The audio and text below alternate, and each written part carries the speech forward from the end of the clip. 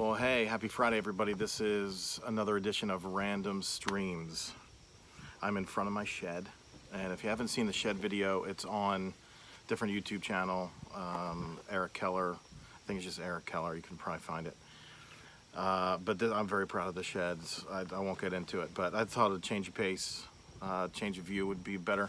A couple things I want to say on the front end of this is this might be on the longer side. I'm getting a lot of feedback, a good amount of feedback about how to attract viewers and what to do in the world of TikTok. And, you know, we don't have a long attention span. Totally get that. You know, my goal has been to reach 30,000 subscribers. We're at 109, which is kind of cool. But I don't really want to reach that. I'm not trying to tailor this channel so I can hit 30,000. I would love to see a message hit that many subscribers and then just see where it goes from there, because I want to, like I said, I want to brag on how good my Heavenly Father is, and I want to have fun. I want to share things. It's called Random Streams. I got a haircut. You're noticing I'm not wearing a hat. I got a haircut today. Went to a real barber. And I have a bald spot that's growing, and I have good friends of mine that have been mocking me about that because they're bald. Of course, the people that are bald just want you to be bald. Maybe not for women, but it's a man thing. And I'm really excited. I can't really show you because of the camera angle, but they put some kind of powder on my head. And I asked the guy, I was like, is that like, did you pray over my head? Or like, what did you do because the bald spot's gone? So I bought this powder that I'm super excited about, and that'll be for another episode. I'll apply the powder and I'll show you the powder. But a couple things about what's this edition, this episode, this installment. It's going to be longer because I have some things I want to say. Some will be long, some will be short, but this one will be a little bit longer. So if you don't have time, or if you're already bored, turn it off. You know, but if it means something to you, if it's meaningful for you and it speaks to you, share it, because that's how I envision getting subscribers. Is that, hey, this meant something to me. I think it might mean something to somebody else. I'm just working through life, as we all are. I want to give people permission to work through life. 46 years old, father of 3 boys, 18, 15. 15, sorry, Abe, and 9, and I'm married to Heather, 23 years. But I am so far from where I hoped I'd be by now. So far. And I struggle with it sometimes. I struggle with it. I can get really down about it and have to work through it. So I'm really imperfect. I've alluded to the fact in my first video that I've made terrible mistakes. I sabotaged my career several years ago. And when you've been in ministry, it's hard to rebound from that, because the church in general,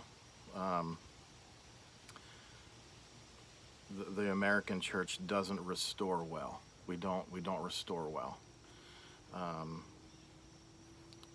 And that's a lot. There's a lot in that, but in God's kindness, I've had brothers and sisters come alongside me and remind me who I am. And so, but it's a battle every day. Every day is come on, this is outside now. I'm outside. These are the things we deal with outside.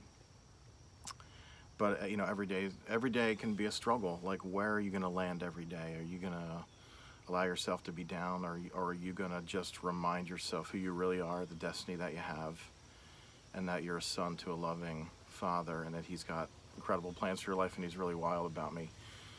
You know, when I really kind of flew off the rails several years ago, I really thought my life was over. The brokenness, the brokenness, if it were a broken bone, it would be shattered and coming through the skin. I mean, it wasn't just a hairline fracture. I mean, I was broken. I was lost.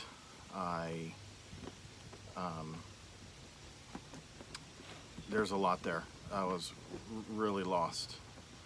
And what I came to realize was I really didn't believe that grace was for me. I could tell people about it. I could believe for your miracle, and I could believe for your healing and your restoration, but I couldn't believe for mine for a very long time.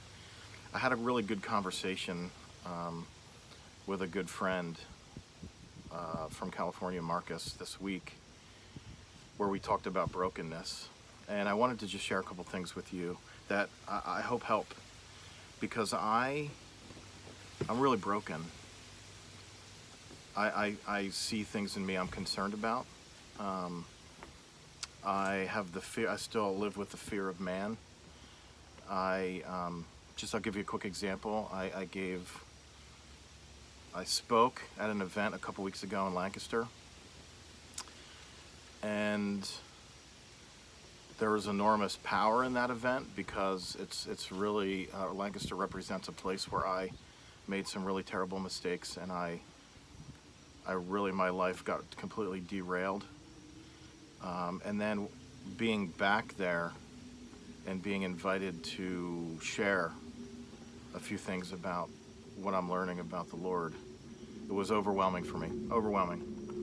And I was very emotional.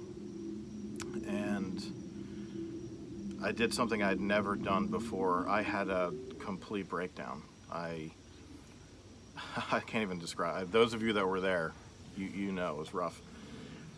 I had a complete breakdown. I felt like I was going to hyperventilate, and then in order to save myself from hyperventilating, I collapsed on the floor in front of people. And just like yelled. I had this I cried out like I was in pain. It was ugly. It was horrible. And honestly, without going into all the details, I couldn't shake it for actually days. I couldn't shake it for days. And I texted the friend of ours that was put the whole event together, and I apologized. I said, I feel like I distracted from what you were trying to do.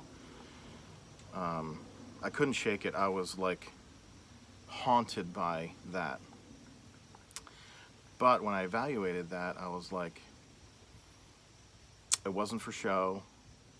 It wasn't to get a reaction. It wasn't so that people would feel sorry for me. It was like I was overwhelmed with emotion for a lot of reasons. And I talked to Marcus about it, and he made a great point. He said, it sounds like there's a lot of fear of man in you, what people think of you, how you come across. And he's right. You know, I was embarrassed by it. And we got talking about brokenness, and he was sharing some of his heart about things that he's working through. And I mean, I could go on about I'm really good at bragging about my brokenness, for sure. I struggle with telling you the things I'm good at. There are some things. I ate 12 Krispy Kreme donuts in one sitting, but that was a powerful night, especially after the fact. But we had this conversation about what is, we want to arrive, we want to get there, we want to, someday we'll be more like Jesus, someday we'll make it, someday we'll be whole, someday. And so we struggle and we wrestle because we're not there yet. I do. 46, don't really have a career. You know, I could go on and on about comparing myself to people my age. I live in a pretty upper class area where people make big money, and you know, dads are wearing suits and I'm wearing a hoodie and shorts, and not just because I like to show off my legs, but because, you know, I'm a little hefty and frankly shorts are more comfortable. But you know what I mean? Like I'd be lying to you if I didn't say I think about it, you know. But here's this conversation I had with Marcus was, what if being whole, what if being more like Jesus, what if what he wants for us is not that we're going to arrive, but that we own our brokenness and we're honest about it, and we're vulnerable, that we're authentic about it, and that we give it up to him as an offering to do something with it. Because if we don't own it, if we pretend, church is the building where we go to pretend. I mean, I was in ministry for 20 years. It is the place we go many times to pretend. How are you doing, brother? I'm great, brother. We give each other hugs and pats on the back, whatever. It should be the place where we're the most vulnerable and honest to say, man, I am struggling. I'm on the edge. What if arriving, I don't know what the word is necessarily, but what if owning our brokenness so that he can fill it is where we need to be. That's the sweet spot. And I don't have notes in front of me. I don't have this planned out because I just don't feel, I just don't. That's not the way I operate. But let's take a broken bone, for instance. Isaac broke his arm, like, first scrimmage of the season last year. It was pretty devastating. It was really a bummer for his season. We got the x-rays, and you can see it was more than a hairline fracture. It was a break, and he didn't need surgery. But in the physical, what we learned is when you break a bone, it attracts healing. Brokenness attracts a healer. So when you break a bone, and I'm not a doctor by degree, it's an honorary title, just through Google. But when you break a bone, it releases cells for two reasons. One is to cause pain and swelling, so that it's saying to the body, "Don't use me, I'm hurt." And the other one is to create a hematoma. I believe it's a blood clot that starts the healing process. And then it's a callus that forms over time, and then the callus is slowly replaced by bone. So here's the thing. His power is made perfect in our weakness.